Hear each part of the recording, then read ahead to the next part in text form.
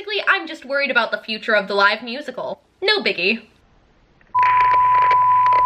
Hey guys, what's up? It's me, Katherine, and welcome back to my channel. If this is your first time seeing my face, hi, my name's Kat, and I really like musicals. Like, a lot. Like, I run a musical theater internet cult. Hit subscribe to join the cult. First we take over Broadway, and then the world. I'm like the most pageanty cult leader ever. So today we are going to be deep diving and discussing Rent Live. I've done a couple of videos in preparation for Rent Live. I talked about what my fears were going to be with the broadcast. I even went to a really cool event with YouTube about the broadcast. I got to be part of a Q&A with the cast and creatives, so if you want to check that out, that's on my vlog channel. Question of the day, what did you think about Rent Live on Fox? Let me know in the comments down below. Did you like it? Did you not like it? Were there some parts that were okay and some parts that were not okay? I want to hear what you have to say about this. So let's kick this off by talking about the good stuff and the stuff that I really loved. That set design was brilliant. I loved all the different pathways. I loved all of the different scaffolding layers. It was very visually interesting and it really fit the overall motif of the show. Big fan of that set design. And in the round, oh my goodness, what an undertaking to try to not only do a live musical,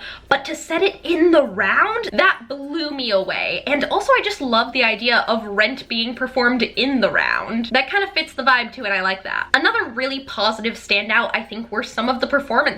Jordan Fisher's mark was very different than any other mark I've ever seen, and I really liked it. And that in itself is a very brave undertaking with how serious this fandom is about this show, so kudos to him for not only trying something new, but trying something new and executing it very well. Roger and Collins, Brennan Hunt and Brandon Victor Dixon respectively were also phenomenal. Vocally, they were thrilling. I really loved their look for those roles as well. Something else I really loved about Rent Live is that it felt more like a live musical rather than a live movie musical, which is kind of an opinion and a critique I've had on some of the past live events. For instance, I really enjoyed Hairspray Live, but that didn't really feel like a live musical. It felt like a live movie musical with all of these intricate set changes and different sound stages. It felt more like a live to tape movie rather than a performance of a show, so I think Rent kind of found a happy medium. So those are the things that I really enjoyed about Rent Live. Let's talk about some of the things that I did not enjoy quite as much. So I think the biggest issue with Rent Live is that the footage that we got to see on the broadcast was from a dress rehearsal. I'm gonna talk more about the dress rehearsal later, but I want to say right now, obviously completely out of their control, and I'm wishing Brennan Hunt a very speedy recovery, and it's so unfortunate that that happened. If you guys didn't hear, the actor playing Roger actually injured himself during a final dress rehearsal, so what was actually aired during the broadcast was from the dress rehearsal the night before. So aside from the performer getting injured, which is never a good thing, where is the bad in using the dress rehearsal footage? Sources close to Rent Live have talked about how a lot of the performers were marking during that dress rehearsal. For those of you who might not know, marking is when you kind of reel yourself back during a rehearsal so that you can conserve your energy and your power for a subsequent performance. People have now reported that a lot of the vocalists in that dress rehearsal were in fact marking to conserve their voice for the next night's broadcast.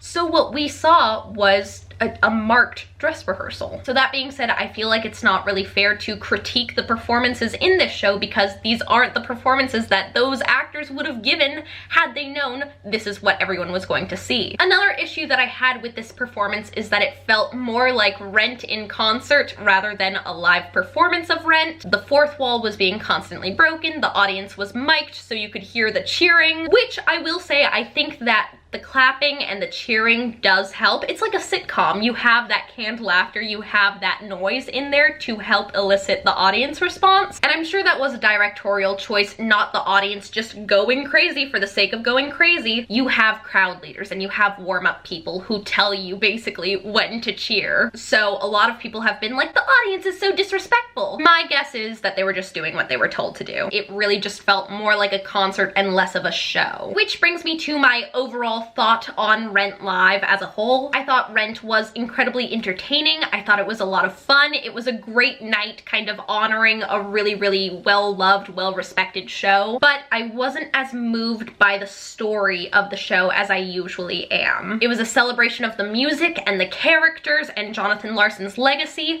but it didn't feel like Rent. So I'm trying to figure out why I felt that way. Was it because the performers were marking? Was it because of the changes due to network practice practices. I think it was a combination of everything, but that's kind of my overall feel on what Rent Live was. Now that being said, Rent Live is kind of a whole completely different animal than Rent. It's a completely different medium. So of course Rent Live and Rent itself are going to be two completely different things. So let's talk about this dress rehearsal thing. One of the major complaints or critiques that has been coming out of the theater community in the midst of Rent Live was how the dress rehearsal footage injury was dealt with. A lot of theater people have basically been saying, why were there not understudies? Why were there not standbys? A lot of people felt that the actor just should have gone on in a wheelchair or crutches and just tried to do the show to the best of his ability. Personally, I don't know how I feel about everything. I will say I think there was a lack of excitement on my end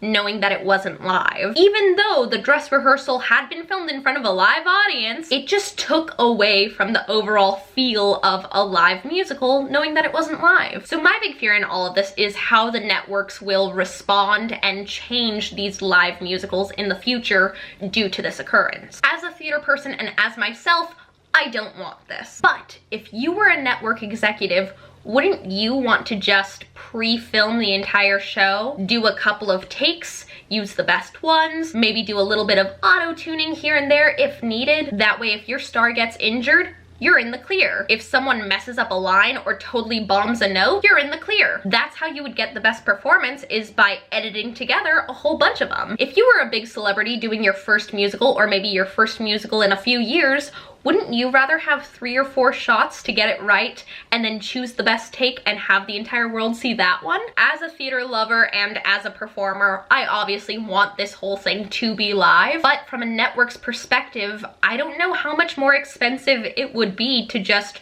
record and edit everything, and how much better that would be ensuring that you got the best take. Yeah, so basically I'm just worried about the future of the live musical. No biggie. Also, Rent Live got the worst ratings out of every live musical we've ever had. Now granted, we don't know why. Was it because the purists and the Rent heads weren't tuning in because they felt like they didn't want to see a network watered down version of Rent? Was it because all of the families who watched Sound of Music and Peter Pan Live are suddenly going to not sit down and watch Rent with their 5-year-old? Lots of different reasons on why this was the least viewed live musical, but that's not good. I make this argument in every talk of live musicals or musical theater in the mainstream. Any introduction of musical theater into the mainstream is ultimately good for the theater people. We get more money for local productions, we introduce new people to the art, we're making live musical theater accessible, so I'm just interested to see how Rent Live is going to impact the future of the live musical. So I'd also love to hear your thoughts on that, and also what would you do if you were in charge of Rent Live or any other live musical,